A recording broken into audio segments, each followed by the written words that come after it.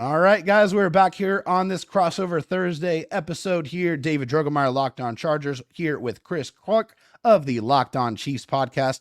And this crossover Thursday episode is presented by Prize Picks. Go to prizepicks.com/LockedOnNFL and use code all lowercase LockedOnNFL to win $50 instantly when you play $5.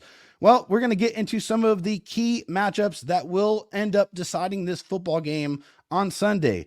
This is a storied franchise against another storied franchise, two of the original teams in the National Football League.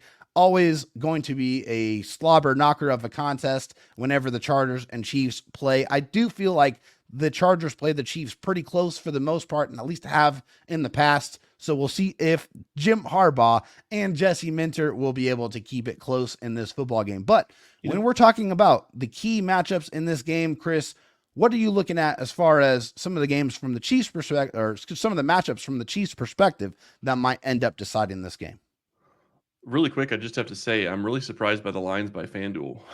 First, the over under is surprising. I expect more than that points wise, and the line really surprises me too. But I wonder if they're figuring that Justin Herbert doesn't play. That makes a lot more sense if he doesn't play than if he does.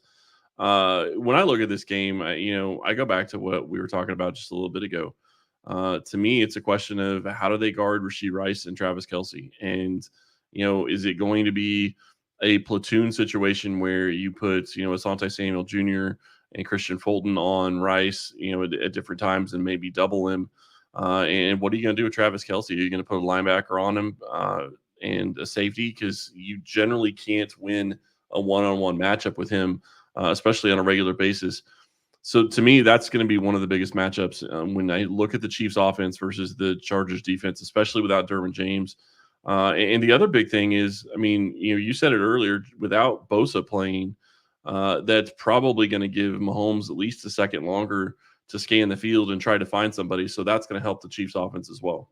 Yeah, well, so that takes me to kind of one of the big matchups for the Chargers that's going to be very important and that's what the backup edge rushers are going to be able to do in Joey Bosa's stead. The Chargers made it a point to add to their edge room in the offseason when they went out and added Bud Dupree to a room that already sported Tuli Tuipulotu, a rookie from USC last year that had a strong season, and obviously Khalil Mack and Joey Bosa. Joey Bosa dealing with a hip injury is probably going to be out. So now it's time to see what Tuli Tuipulotu and Bud Dupree are going to be able to do in his stead against this Kansas City Chiefs offensive line. I think that's going to be a very, very important matchup. And then one other matchup I'm going to throw in there as far in regards to the Chargers offensive line, and that's how the interior is going to be able to do against the savant from the defensive line from the Kansas City Chiefs. Of course, Chris Ice Cold Jones is who I am referring to. That definitely is a scary matchup.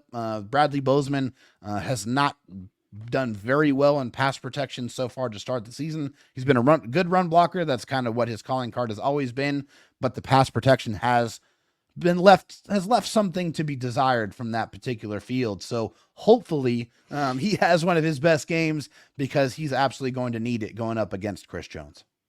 So quick question. Are they going to move Mack? Do you expect them to move Mack from side to side, or do you think that they're going to keep him going up? Because he generally plays left defensive end, right? Yeah. Usually plays the opposite side of Joey Bosa, so he's usually rushing over the left tackle. But they have moved him around. They do like to move move Khalil Mack around because he has that power to be able to forklift an interior offensive lineman, and we've seen him literally pick up and move tackles into the quarterback. So he has that ability to move inside, move outside. I think they're going to try to figure out what matchups favor Khalil Mack the most and try to give him as many one-on-one opportunities as humanly possible. I'm going to guess that it's not going to be in the interior. Generally speaking, that's probably not where you want to have Mack in this matchup. No, Creed Humphrey, Trey Smith, and Joe Thuney. They're phenomenal. Obviously, very jealous. Yeah, one of the best trios I think in the middle of an offensive line in the NFL. So when you look at this from my perspective, that was my big question on Mack was if they don't really move him around and he sees Jawan Taylor on a regular basis, I don't think that's a great matchup for him. I'm not going to say he couldn't win it, a couple of times, but Taylor's been playing pretty well. But they're going to be going up against probably Wanya Morris, and that's going to be something the Chiefs are going to have to probably, chip and help. And Oh that's going yeah. to be something that they got to get taken care of, and they're going to have to get figured out. So that is going to be a key matchup. When I look at the Chiefs defense, though, you mentioned Chris Jones, and I do think that's going to be a big one, especially considering, you're probably moving your right guard to left tackle. So it would not shock me if Chris Jones decides to line up there a lot. But the name that I think that Chargers fans need to be watching for is Tershawn Wharton. Wharton Okay. struggled last year because he was coming back from an ACL. He tore his ACL in 2022. Came back last year, wasn't having a very effective year, but he's been fantastic getting after the passer. He's the one that caused the interception of Kirk Cousins last week, and so I do think that. The Chiefs have two guys that can really get after the passer at the defensive tackle position, which is huge because you want to put pressure on a QB, and especially when you're talking about a QB that may be having trouble to move. Herbert likes to move, but he may Yeah. not be able to move near as much as normal because of his ankle if he plays. So that'll be something to watch there. The other big question when I look at this is, they've struggled with the wide receiver position to an extent, at least from what I've seen. Quentin Johnston has played well. He's played better than I expected considering the training camp he had.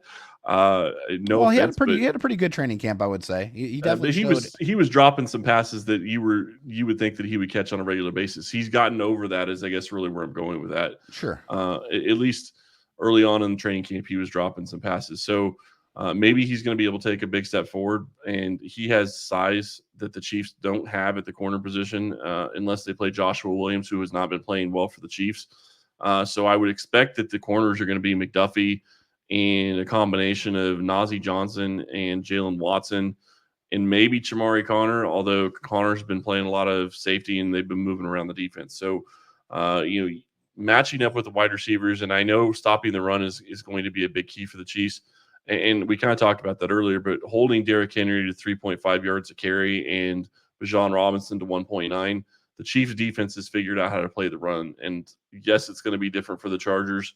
And it's always different when you go up against a different team. But I think Spagnuolo feels like they're going to be able to stop that, at least slow it down. And they're going to have to put it on whoever the QB's shoulders is. If it's Herbert, obviously that helps a lot. It definitely does, because Justin Herbert has the ability to carry an offense. He has shown that throughout his career, but the Chargers don't want him to have to do that. They want to be able to get the ball rolling. They want to be able to get some chunk yards in the running game. With Greg Roman as the offensive coordinator, they are not going to abandon the run. They're going to stick to it, and they're going to stick to it, and they're going to try to batter the defense with Gus Edwards, try to soften them up, and then try to open up the big holes for J.K. Dobbins to gallop through. And we're going to see if he's able to bounce back in this game, because he just he didn't have a strong performance against the Steelers. The Steelers have a fantastic defensive front, so it just made it very difficult for them to run the football. So I think the other matchup before we get out of here, what I'm looking forward to is Ladd McConkey against the slot corner of the Kansas City Chiefs, because Ladd McConkey has shown an ability to get open very, very quickly. He runs very, very clean routes. He gets separation, and he's got some yards after catchability because he has some really elite quickness. Yeah, and the big question is who's going to be that slot corner. And I wish I could tell you, because the Chiefs have been moving the corners around. McDuffie's played slot corner at times, and if it's McDuffie versus McConkey, I'll take McDuffie. Sorry, I just will. I hope that they do that, because that would be great. That would open things up for the outside if they put him in the slot. Yeah, it definitely could. I love what McDuffie's done, so I'll be very curious to see how they decide to attack this Chargers offense and their wide receivers, because that's going to be something that's going to play into how this game goes.